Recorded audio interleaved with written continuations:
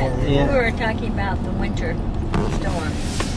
Oh, well, before the winter storm, we should say that in 1964, which was our second year at Mattawan, we purchased a 12 by 60 Park Estate mobile home, deluxe, 1 bath, 2 bedrooms, and my dad had shipped direct to us a famous machine that was both a washer and a dryer in one machine, and it weighed about a ton.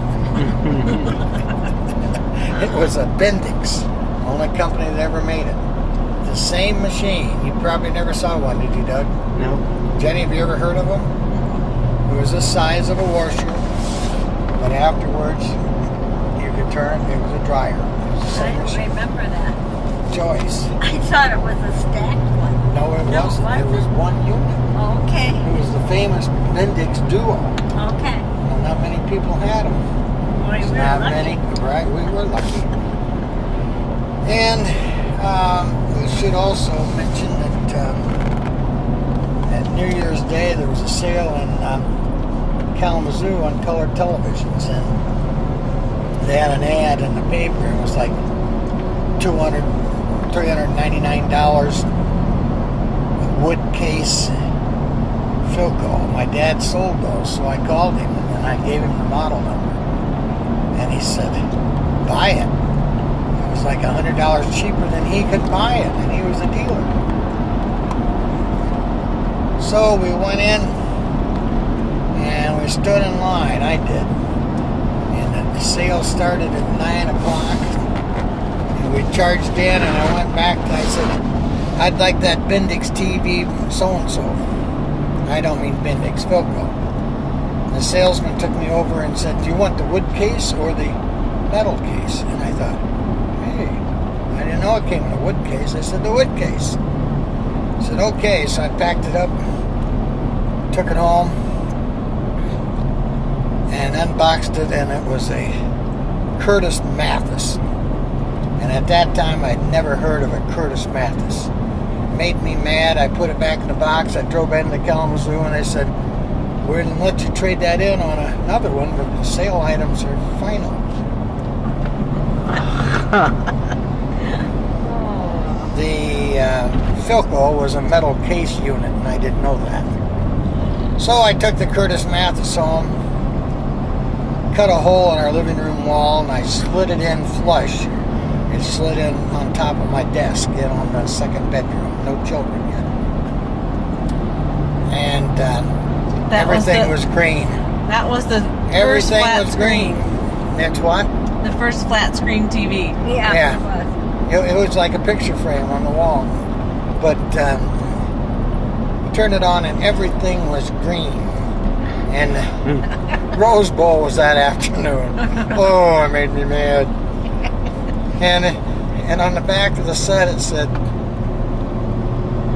you remove this back and you void all warranties.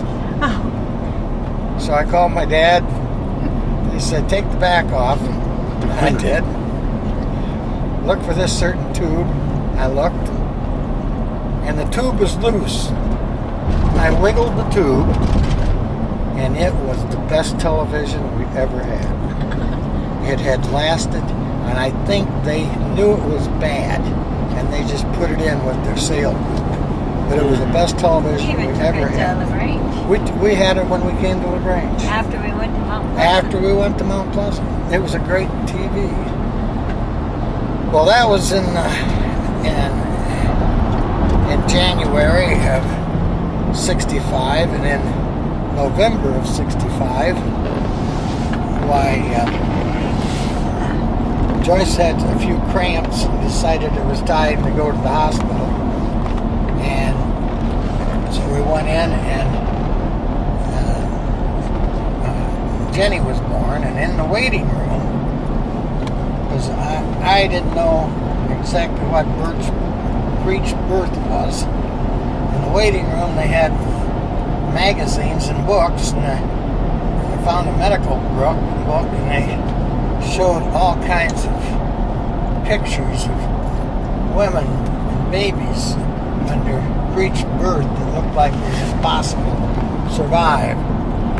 But when she was born, her head was just perfect. Beautiful baby. As soon as I got the picture of Jenny, I jumped in the car because they take a picture right at the hospital. I had like 3 hours until visiting hours. I drove to LaGrange. I went all over town. And I particularly remember going to Margaret Gibbs. Oh, what a beautiful baby. So I drove back that night and visited, and like all highs in our lives, there become lows, but we didn't expect it to happen so quickly. Then like 2 days later, the nurse called us in, and when they would change the t-shirts, change the blankets, rearrange the blankets in the nursery, they noticed that they'd lift her arms up, tuck in the blanket, and when they'd come back, her one arm she didn't bring down. She'd be waving the one arm but not the other. So we got an appointment with this orthopedic doctor, and he was good, but he started right out and said, your daughter has so-and-so kind of paralysis. Which, we thought, well, that's it. She'll never move her arm again. Then he explained there were 5 nerves that went to the arm, and 3 of them during the breech birth, because she had a broken collarbone too, were pulled away from the muscles, and we had to get a little portable cast that she had to wear 23 hours a day. And he said it could last weeks to months or longer. So we still have that cast, but like most things, Jenny probably latched onto it and took it home. I don't have it. Huh? I don't have Where is it. it? You had it, I Joyce? don't know. We got it. But it was it wasn't plaster of Paris. It was just 2 stiff metal rods with a Velcro. well, they didn't have Velcro then. It was hooks Oh, that yeah. you would hook around her waist and hold her arm up like this. Just like that. Her arm would go up like that. What do you remember about Jenny's birth? I remember that that really scared us, and we cried a lot when that happened. But I was trying to nurse her, and I couldn't nurse her. I don't know. I think I was so upset because of her arm that I just didn't have milk, so I couldn't nurse her. But it ended up that we only had to keep her in that little brace for about 3 months, didn't we? Yep. And then she was all okay again. Well, she's never been okay. but her arm was okay. Oh, But I think the problem is that we were so concerned when she was little that she just had us wrapped around her little finger after that. She'd cry, and man, we'd be in there laying on the floor, patting her through the crib. She'd cry, and we'd get in the car at 2 in the morning, take her for a ride, get her to sleep. But then we realized that a couple of years old that she had bad ears, allergies, had to have tubes in her ears. We had, didn't we have scratches all over her arm too? Or was that from the allergy? Yeah, we did both of them. And, But then, tell them about the winter storm. well, yeah, then Mom felt good enough to go back teaching. our good friend Mary Hessel, the basketball coach's wife. And they had 4 children, and one little girl that was about 3 years old that was about as cute as Gwen. And Mary babysat. And our mobile home park was about a half a mile from school. And the Hessels lived about 4 to 5 miles on the other side of the school, out near a lake, in an old farmhouse. And one of my favorite sweaters was a cardigan, blue sweater. And that morning, one morning, it was in the spring, that I put that sweater on. It looked nice out. It was probably 40, 50 degrees, didn't need a coat. We dropped Jenny off, we went to school. Right after we got to school, or about 8:30, 9 o'clock, it started snowing. And snowing. And they were going to dismiss school, but they'd already started the hot lunches. So they made an announcement that school would be dismissed after the hot lunches. And everybody was saying, well, let's get out of here. And it was piling up. In 3 hours, it just was thick. So we got in our car at about noon and headed out to get Jenny. You and your blue sweater. We didn't Me have and my boots. blue sweater. No boots, no No gloves. coat, no boots, no hat. And we were at Hessel's for 1 week. And we got out there and it snowed 24 inches in 24 hours. Worst snowstorm that ever hit Kalamazoo. And we didn't have boots, but the big family like that ate a lot of bread. And they had a lot of bread sacks. So I used bread sacks for my boots. And we could walk about a half a mile down to an overpass of 994, it was 131. And you could see the tops of cars that were abandoned. You could see semis that were left in the highway. It was, at that time there weren't that many snowmobiles around, but they had called in all the snowmobiles to help. We didn't even get in our drive. We got stuck before we got in the drive, didn't we? Yeah, we couldn't get up to their house. No. When we got there, we had to abandon our car. Well, we got a phone call from our good friend, neighbor, and librarian, Jan West. And she said, your awning is collapsing on your mobile home. We had a 50-foot awning, aluminum awning. And Ed Hessel and I decided to try to make it there. And you got to remember, I'm a little younger then, about, what were we, about 30?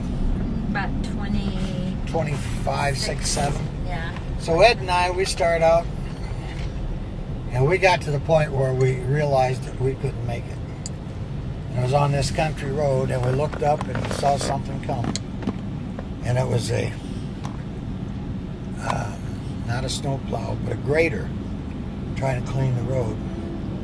So Ed and I got out, and he spun the tires, and I pushed the back end of his car one way. And then the guy with the grader helped, and we turned his car around in the middle of the road by spinning his tires. And we headed back with the grader behind us. And we made it back to the house, and we stayed there the rest of the week. And when we did make it home, why, our awning had collapsed. But being at that time, we tried to use everything that you had, so we took the awning down and we made some toboggans out of the awning. And they had 16-inch pieces that clipped together with nice side rails. So we turned and bent them up like this, and we put a couple bars in. Is that the picture we have with Right, with Jenny on it? That taffy dog? Yeah. We Huh. put a rope on and put Jenny on the toboggan And the and taffy put puller? Taffy to the dog up to her. And What happened to Taffy the week you were at Hustle's? I think Jan West might have Taking care of. taken care of her. She wasn't with us very long because she was This, sort of a bad dog. She chewed up our couch, ate the whole arm off, scratched up our whole end table. this was the premier mobile home park in Kalamazoo County at the time. We were the fourth mobile home in the park, and the first 30 mobile homes in the park. I can't think of his name right now, but the developer put a 2-car garage on every lot, and he blacktopped the road, and he blacktopped the driveway, and that was in 1964. And when we left in 1968, 4 years later, there were 258 lots developed and occupied. And he had room for a total of 505. I think it's all filmed now. And there was a pond and a park and a community center and a basketball court. And I worked one summer for him. And we built, put in septic fields and then building garages. Tell us about